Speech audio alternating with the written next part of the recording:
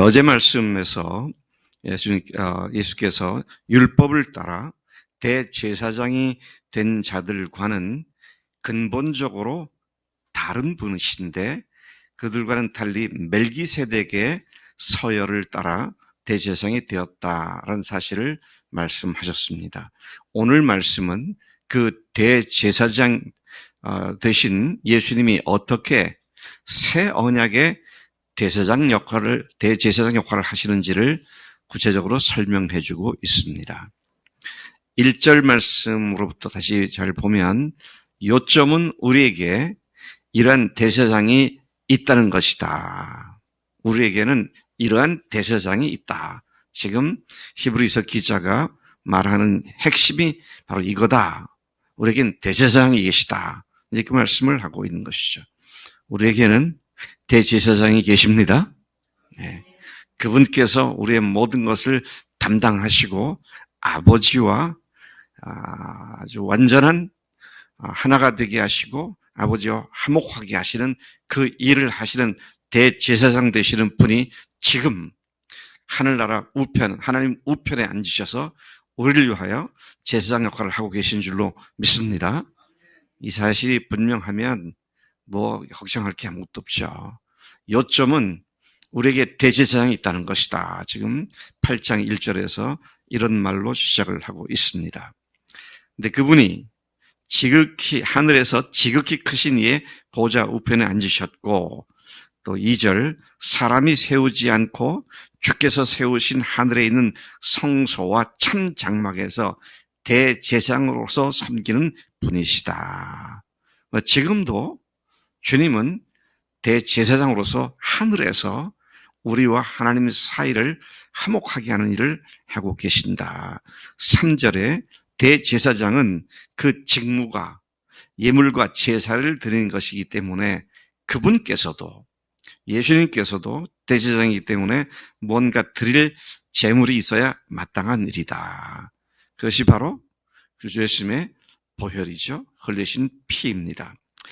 자, 4절 말씀 계속 이어집니다. 예수님께서 땅의 제사장이 되지 않으셨는데, 땅에서의 대제사장이 되지 않으셨는데 그 이유는 이미 땅에는 율법대로 예물을 드린 제사장들이 있기 때문이다. 그분이 제사장이라는 말은 결코 땅에서 드리는 제사장이 아니라는 것을 이런 식으로 강조를 하고 있습니다. 그리고 올해 5절에 땅에 있는 제사장들이 섬기는 것은 하늘에 있는 것의 모형과 그림자로서, 실체가 아니라 그건 그림자로서 하나님께서 산에서 모세에게 보여주신 것을 모델로 삼아 장막을 지으라고 제시함을 받았던 바로 그 모형, 그 그림자를 가지고 예배하는 것이다. 실체는 하늘에 있는, 사람의 손을 짓지 아니한 하늘에 있는 참 성소, 참 성막을 의미하는 것이다. 거기에 우리 대제사장이 계신다. 지금 그런 말을 하고 있습니다. 6절 말씀이, 그러나 예수님은 율법에 의해 얻었던 제사장들의 직분보다 더 아름다운 직분, 더 좋은 약속으로 세우신 더 좋은 언약의 중보자가 되셨다. 그러니까 율법에 의해서 아론의 후손들이 대제사장 역할을 했고 레위인들이 제사장 역할을 했던 것과는 비교할 수 없는 훨씬 뛰어난 아름다운 직분, 더 좋은 약속, 더 좋은 언약의 중보자가 되셨다. 여러분, 중보자는 하나님과 인간 사이를 화목하게 하는 역할을 하는 사람을 말하죠. 중간에 중재자를 얘기하는 것이죠. 자, 예수님이 그런 중재자가 되셨다. 7절, 율법으로 말미암은 제사장들의 역할에 의한 첫 언약이, 만약에 그때 그 율법으로 말미암는 첫 언약, 제사장들이 드린 제사, 그 제도가 아무런 결점이나 흠이 없었더라면, 그래서 충분히 완전한 것이었다면 또 다른 둘째 것을 필요할 이유가 없지 않았느냐. 지금 그렇게 말씀하면서 둘째 것, 곧 예수님으로 말미암는 대제사장, 예수님으로 말미암는 새 언약의 필요를 말씀하고 있는 것이죠. 자, 8절 말씀. 그러나 하나님은 율법을 따르지 않는 이스라엘의 죄악들을 지적하시면서 다음과 같이 말씀하셨다 하면서 다음과 같이 했던 말씀을 예레미야 31장 31절부터 34절까지 말씀을 한 문단을 인용하여 말씀을 해주고 있습니다. 자, 그 내용을 하나씩 살펴볼 것 같으면은 주께서 말씀하시기를, 자, 봐라. 날이 이를 것인데 내가 이스라엘과 유다 집과 더불어 새 언약을 맺을 것이다. 또 주께서 말씀하시기를, 이 언약은 내가 그들의 열조, 그들의 조상들의 손을 잡고 애굽 땅에서 인도해 내던 날에 그들과 맺은 언약과는 다른 것이다. 그런 언약과는 같지 않다. 왜냐하면 이 언약은 내가 그들의 남편이 되었어도 그들이 내 언약을 깨트렸습니다. 여호와의 말씀이다. 이렇게 강력하게 말씀하고 있습니다. 하나님을 남편으로, 이스라엘을 아내로, 그런 뗄 수 없는 관계에 있었지만 그들이 순종하지 않고 듣지 않았다. 그들이 내 언약을 깨트려 버렸다. 그렇게 말씀하시죠. 그들은 내 언약 안에 머물러 있지 않았기 때문에 내가 그들을 돌보지 않았다. 첫 언약은 그런 것이었다. 그 언약을 백성들도 따르지 않았고, 따라서 나도 그 언약을 무시한 채 그들을 돌보지 않았었다. 이것이 너희들이 지금 생명같이 여기는 율법에 의한 제사장 제도인데, 이제 하나님께서는 새 언약을 너희들에게 주시는 것이다. 그렇게 말씀하십니다. 그 다음에 말씀을 보면, 그러나 이후에 내가 이스라엘 집과 맺을 새 언약은 내가 나의 법을 그들의 속에 두며, 그들의 생각 속에 두며 그들의 마음에 기록하여 나는 그들의 하나님이 되고 그들은 내 백성이 되는 것이다. 새 언약으로 말미암는 하나님과 하나님의 백성의 관계를 말씀합니다. 이것이 여호와의 말씀이다. 그렇게 말씀하죠. 그리고 마지막 34절 말씀을 인용한 걸 보면, 그 새 언약 속에 들어오는 자들이 다시는 각기 자기 형제나 이웃을 가르쳐 너는 여호와를 알라 하지 않을 것이다. 그들의 형제와 같은 믿음을 갖고 있는 이웃들은 작은 자로부터 큰 자까지 다 나를 알기 때문이다. 내가 그들의 악행을 사하고 다시는 그 죄를 기억하지 아니하리라. 이렇게 하나님께서 말씀하셨다. 이 인용을 해가면서 옛 언약의 제사장 제도와 새 언약의 대제사장실은 예수님께서 시작하신 새 언약을 대조시켜서 말씀하고 있습니다. 참 이 말씀을 읽다가 참 너무 감사하더라고요. 너무도 놀랍기도 하고, 이 새 언약의 놀라운 복을 생각하니까 가슴이 뛰고 너무도 감사하더라고요. 제가 한번 적어보니까 한 4가지로 요약을 할 수 있는데, 새 언약 가운데 있는 우리에게 성령께서, 제사장께서 하시는 일이 뭐냐, 그러죠. 죽으시고 부활하신 대제사장 되신 예수님을 믿음으로써 그분을 하나님으로, 주님으로 모신 새 언약 관계 속으로 들어온 우리 마음 속에 하나님께서 하나님의 법을 두시고 기록해 두셨다. 특히 마음의 생각을 두시고, 생각에다가 두시고 기록해 두셨다는 말은 결코 지워지지 아니하는 확실한 확증으로 우리를 부르셨다. 그것을 얘기하죠. 자, 그래서 오늘 우리 마음속에 성령님으로 말미암아 죽으시고 부활하신 하나님이, 예수님이 나의 하나님이시고 나의 주님이시다. 이런 고백을 하는 자들이 되었다는 말씀인 것이죠. 자, 또 두 번째 그 복된 것이 뭐냐? 하나님은 우리의 하나님, 우리는 하나님의 백성으로, 우리를 하나님의 백성으로 삼으신 자들이 되었다는 것이죠. 우리가 하나님의 백성이 되었다. 여러분, 미국으로 입국을 할 때 우리가 하나님, 대한민국 국민이라는 게 얼마나 참 감사한지 모르겠어요. 같은 입국자들 중에 아랍 계통이나 중국 사람이나 이런 사람들은 꽤 까다롭게 어떤 많이 붙잡고, 특히 이제 아랍 계통은 뭐 아주 심각하게. 근데 우리는 들어가면 그냥 몇 가지 묻고 사진 찍고 그냥 끝나는 거죠. 자, 그래서 어느 나라 국민이냐는 게 너무 중요하더라고요. 어제 제가 우리 지방의 목사가 보낸 동영상을 하나 이렇게 보지는 않고 그냥 제목만 보니까, 베트남에 우리나라 사람들이 요즘 관광을 가기 시작하잖아요. 완전히 입국할 때부터 완전히 그냥 골탕을 먹인다고 그러더라고요.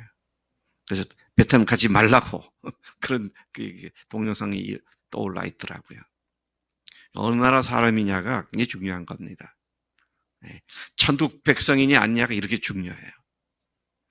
천국 백성, 새 언약으로 예수님의 죽으심과 부활로 말미암아 하나님의 자녀가 된 사람들은 천국 문 출입 입국 관리소에서 그냥 예수님의 십자가 부활 외치면 그냥 프리패스 들어가라고 그러실 줄로 믿습니다. 왜? 그 나라 백성이니까. 대한민국 백성이 아니라 그 나라 백성이니까. 그래서 줄 서 있는 거 보면은요, 미국 시민들이 서 있는 줄은 금방 없어져요. 근데 외국에서 온 사람들이 줄은, 이게 뭐, 뱀 구불구불 하듯이 몇 겹으로 서가지고, 최소 30분 이상 기다려야 하고, 어떤 때는 1시간 반을 기다려야 하고. 근데 자국민들은 그냥 들어가요. 그래, 들어가. 우리가 천국 백성이기에 주님께서 우리를 큰 기쁨으로 받아주시는 줄로 믿습니다.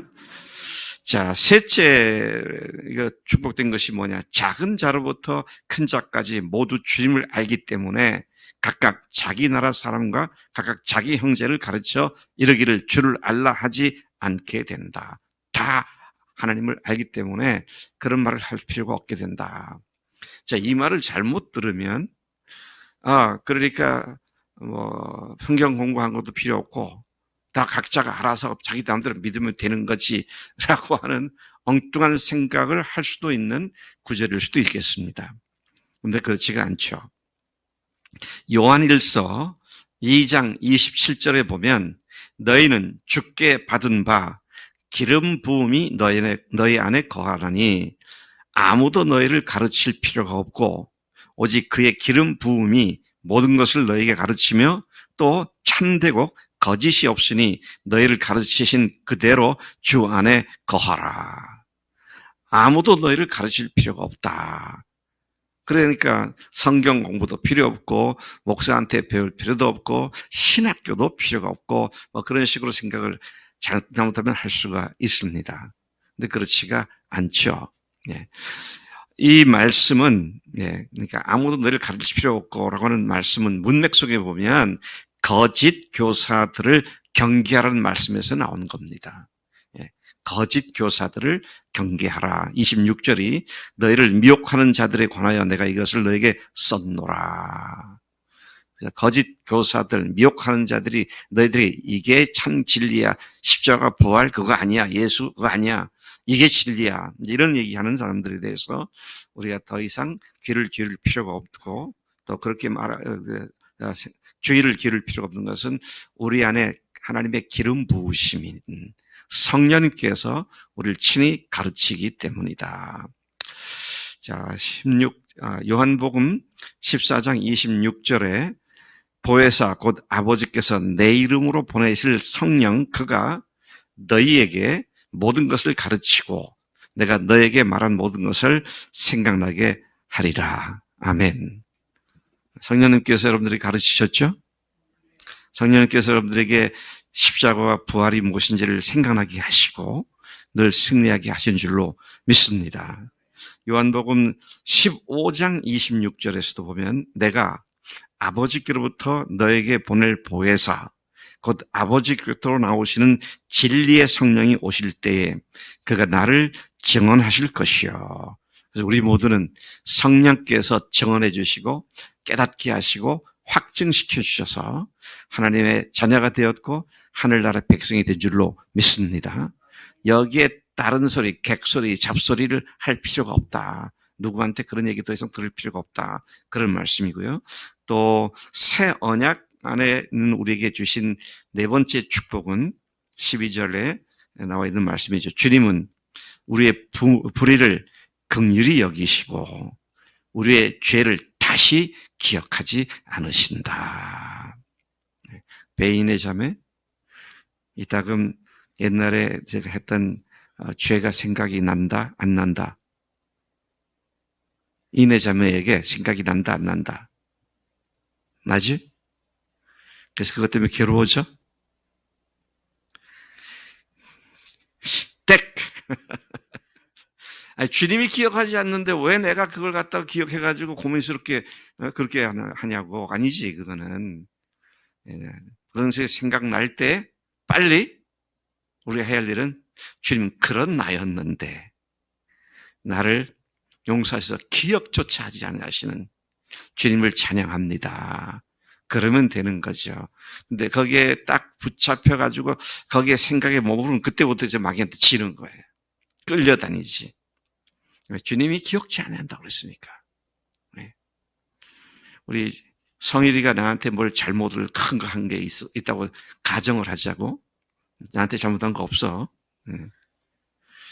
근데 내가 용서했어. 근데 성일이가 또 한참 지나다가 목사님이 용서했다 그랬지만 참 내가 나쁜 놈이야. 다시 용서를 구해야지. 그래서 목사님 그때 그거 용서해 주시면 또 미안해서 제가 다시 한번 용서를 구합니다. 그러면 제가 기쁠까요? 나쁠까요? 기분 나쁠 거예요. 나를 믿지 않으니까.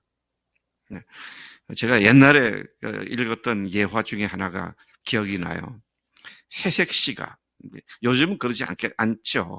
새색시가 시집을 갔어. 그러면 시집을 가면 그 다음날 아침에 일찍 일어나가지고 시부모 밥을 준비하잖아요. 그건 따로 준비하고 또 가족들 따로 준비하고. 근데 시부모 근데 겸상도 안 했으니까 시아버지 것만 따로 이렇게 잘 차려가지고 방문을 조심스럽게 열고 들어가서 이렇게 갖다가 드리려고 하는데 이거 문을 열고 들어가다가 그것도 한복 입고 갔잖아요. 그때 김정은 자매도 한복 입고 했었어요. 아침에. 예. 한복 입고 했다고 그때는. 근데 한복이 얼마나 길어. 그러다가 잘못해서 한복을 밟아서 그냥 시아버지 면제에다 다 상을 다 엎어버린다고요. 얼마나 난처하겠어요. 아이고 아버님 죄송합니다. 아버님 용서해 주세요. 죄송합니다. 시아버지가 갓 시집 온 며느리한테 괜찮다. 네가 긴장을 많이 했구나. 그래가지고 얼른 다 치우고 다시 이제 갖다 드렸는데 점심 때 또 갖고 들어가다가 넘어지는 않았습니다만은 그 앞에다 갖다 놓고 다시 다소곳이 머리를 조아리고는 엎드려서 무릎 꿇고는 아버님 오늘 아침에 제가 아무리 생각해도 시집온 세대로서 참 못할 짓을 해서 정말로 죄송합니다. 괜찮다니까 다 나는 잊었다. 저녁상을 갖고 들어가 또 아버님이 용서하시지만 제가 생각해도 해도 너무한 것 같은데 정말 죄송합니다. 그러면 시아버지 어떻게 할까요? 화를 낼 겁니다. 아가, 너는 나를 어떻게 생각하는 거냐? 내가 용서했고 다 잊었다면 끝난 거지. 너 왜 자꾸 이러는 거야? 우리 야단치겠죠. 예수님께서 우리들의 죄를 더 이상 기억하지 않는다는 이 복된 말씀이 우리를 주님 앞에 다시 힘있게 세워주신 줄로 믿습니다. 하나님 아버지 감사합니다.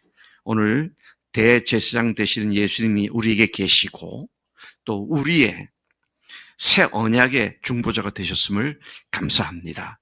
뿐만 아니라 우리들의 모든 죄와 죄악들을 더 이상 기억지 않으시고 이제는 우리를 하늘 아버지의 자녀들로만 바라보시는 주님의 은혜로운 눈길을 감사합니다. 오늘도 이 주님의 사랑 안에 담대하게 거하며 담대한 승리하는 삶을 살 수 있도록 인도하실 줄로 믿습니다. 감사하고 예수님의 이름으로 기도드렸사옵나이다. 아멘. 아멘.